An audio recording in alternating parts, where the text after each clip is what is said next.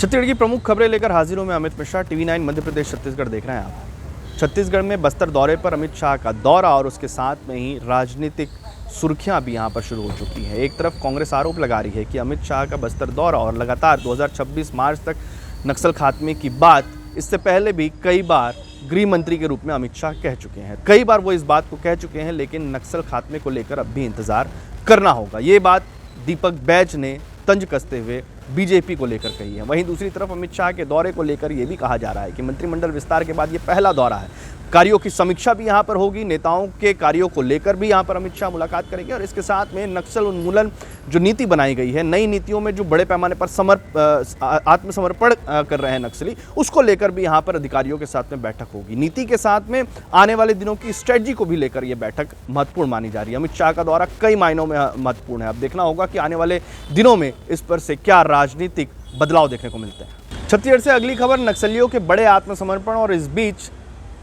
गृह मंत्री अमित शाह के दौरे को लेकर है। कांग्रेस ने इस पर तंज कसते हुए कहा है कि एक बार फिर से आत्मसमर्पण करवाया गया है। 15 सालों तक भाजपा का शासनकाल रहा, उस दौरान में भी फर्जी आत्मसमर्पण के मामले सामने आए थे। कई आदिवासियों को नक्सली बताकर मारा गया था। इस तरीके की जो घटनाएं हैं वो बस्तर के लोगों के जहन में आज भी जिंदा हैं। अमित शाह से उन्होंने कई सवाल खड़े करते हुए उन्होंने कई सवाल पूछे हैं। अमित शाह को बताना चाहिए कि 2014 से गृह मंत्री रहने के बाद से लगातार नक्सल खात्मे की वो बात कहते हुए नजर आ रहे हैं। तो क्या 2026 नक्सल खात्मे की अंतिम तिथि मान ली जाए? उन्होंने और भी कई सवाल खड़े किए हैं, लेकिन देखना होगा कि इस राजनीति के जरिए कांग्रेस जनता के बीच अपनी पैठ कितनी मजबूत कर पाती है। अभी तो थोड़ा सा इंतजार करना चाहिए। देखिए, भारतीय जनता पार्टी का ना कोई सिर है ना कोई पैर है। यही गृह मंत्री 2014 से गृह मंत्री है। यही तो बोल रहे 2016, 18, 20, 22, 24, अब 26 हो गया। अमित शाह जी को एक बार पूछ के देख लीजिए आप। अगर आप लोगों में थोड़ा सा हिम्मत होगा तो जरूर पूछ लीजिए, है नहीं कि आपने 2014 से नक्सलवाद को खत्म करने के लिए डेडलाइन देते आ रहे हैं। क्या ये डेडलाइन 2026 ही अंतिम है या आगे भी बढ़ेगा? ये जरूर पूछ लीजिए। हाँ, लेकिन 2016 से ना 2016, 18, 20, 22, 24 और 26 इतने समय से डेडलाइन देते जा रहे हैं। कोई पहला डेडलाइन नहीं है उनका। लेकिन रेड कारपेट बिछाएंगे किनके लिए? और ये जरूर पूछिए कि नक्सलवाद खत्म होने के बाद ऐसा क्या ऐसा गारंटी है क्या? अमित शाह जी गारंटी देना चाहेंगे क्या कि बस्तर में खनिज संसाधन को निजी उद्योगपतियों को नहीं देंगे? ये सवाल भी जरूर पूछ लीजिए उनसे। हमारी बस्तर की जनता की ओर से ये सवाल भी जरूर पूछ लीजिए। और नगरनार स्टील प्लांट एनएमडीसी चलाएगी या निजीकरण करेंगे? ये सवाल भी जरूर पूछ लीजिए उनसे।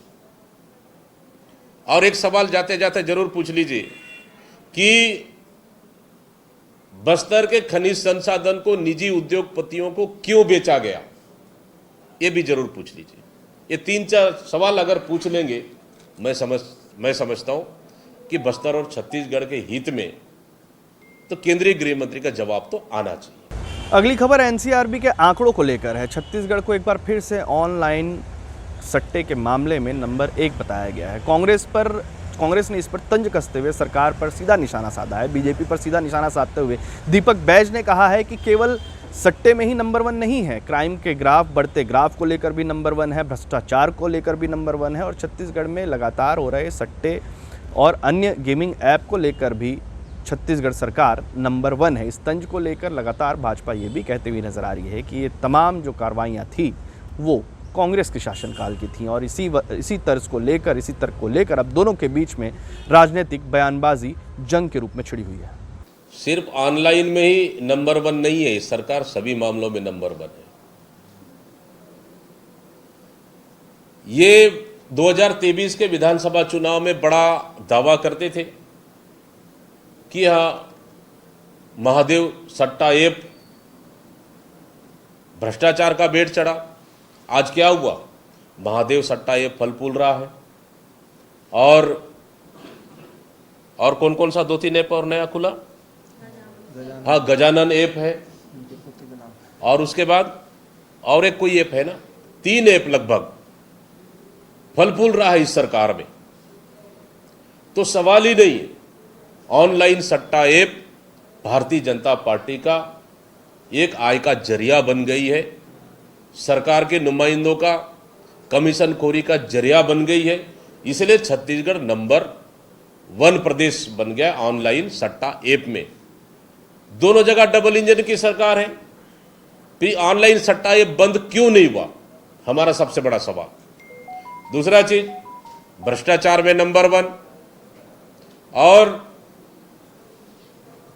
कानून व्यवस्था में नंबर 1। पूरे देश में कानून व्यवस्था अगर सबसे ज्यादा खराब है, भ्रष्टाचार चरम पर है, तो छत्तीसगढ़ में। इसलिए तो बिगड़ती कानून व्यवस्था को ठीक ठाक करने के लिए प्रधानमंत्री जी और फलाने मंत्री जी के साथ डीजी कॉन्फ्रेंस करने जा रहे हैं। ये कानून व्यवस्था को, बिगड़ती हुई कानून व्यवस्था को ठीक करने के लिए ही एक कॉन्फ्रेंस है। मतलब छत्तीसगढ़ को इस सरकार ने इतना बदहाल कर दिया कि छत्तीसगढ़ हर मामले में अभी नंबर 1 हो चुका है। छत्तीसगढ़ से अगली खबर मनेन्द्रगढ़ चिरमिरी से है, जहां पर रावण दहन कार्यक्रम में नेताओं के भाषण को लेकर जोरदार चर्चा हो रही है। भाजपा की विधायक, वरिष्ठ विधायक और वरिष्ठ भाजपा नेत्री रेणुका सिंह के एक बयान को लेकर खूब चर्चा हो रही है, जिस पर उन्होंने एक मंच से रावण दहन के कार्यक्रम पर कहा कि सभी के अंदर रावण होता है, सरकार में भी रावण है, समाज के बीच में भी रावण है, उस रावण का दहन करना ही सबसे मुख्य होता है। इस बयान को लेकर अब कांग्रेस ने उन पर तंज कसा है। उन्होंने पूछा है कि सरकार में रावण कौन है, रेणुका सिंह को बताना चाहिए। जाहिर है अब इस बात को लेकर उनका जो वीडियो है वो सोशल मीडिया पर वायरल हो रहा है। अब देखना दिलचस्प होगा कि आने वाले दिनों में सरकार के अंदर के रावण को लेकर जिस तरीके से जिक्र छत्तीसगढ़ के अंदर में विधायक करती हुई नजर आई, कांग्रेस उस पर सवाल उठाती हुई नजर आई, उसकी राजनीति में क्या कुछ होता हुआ नजर आएगा। इनके चेहरे पे मैं उदासी देख रही थी। मैंने कहा मैं तो खुश हूं, प्रसन्न हूं। आज त्योहार मनाया है ना हमने, असत्य पर सत्य की जीत का, अन्याय पर न्याय की जीत का हमने जश्न मनाया है, त्योहार मनाया है। अरे रावण तो पता नहीं किस युग में पैदा हुए थे। हम हर साल रावण जलाते हैं, लेकिन रावण कभी मरता है क्या?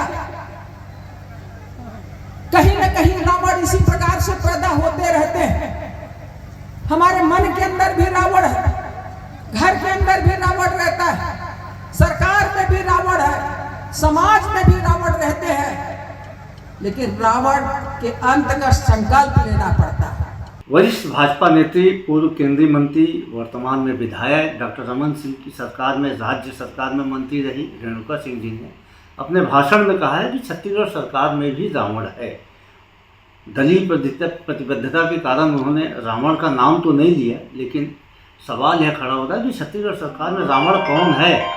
स्वयं मुखिया 14 सिर वाले रावण है, या उप मुख्यमंत्री विजय शर्मा रावण है, या अरुण साहू जी रावण है, या फिर ओपी चौधरी रावण है? ये बड़ा सवाल उठ के सामने आया है रेणुका सिंह जी के बयान के बाद। छत्तीसगढ़ में लगातार भारी बारिश के कारण कई क्षेत्रों पर अब भी जल स्तर जो है वो बढ़ चुका है। गंगरेल के कई जो बांध हैं उसके गेट खोले जा चुके हैं। इसके अलावा कई स्थानों पर जल भराव की स्थिति के कारण लोगों को परेशानी का भी सामना करना पड़ रहा है। कुछ ऐसी तस्वीरें भी सामने आई हैं जिस पर जो महिला है वो गर्भ में पीड़ित होने के कारण, प्रेगनेंसी से पीड़ित होने के कारण उसे उफनती नदी को पार कराकर उसे कंधे पर उठाकर अस्पताल ले जाने की जो तस्वीर है वो भी यहाँ पर लगातार सोशल मीडिया पर वायरल हो रही है। लगातार स्वास्थ्य व्यवस्था की बदहाल स्थिति खासतौर पर ग्रामीण अंचलों में, बस्तर जैसे अंचलों में एक सवालिया निशान खड़े करती है कि 26 साल बीतने को है छत्तीसगढ़ को बनने के बाद, लेकिन आज भी हालात जो हैं वो 26 साल पुराने ही कई स्थानों पर बने हुए हैं। कब तक ये हालात सुधरेंगे, जनता तक योजनाओं का लाभ कब तक पहुँचेगा, ये एक बड़ा सवाल है।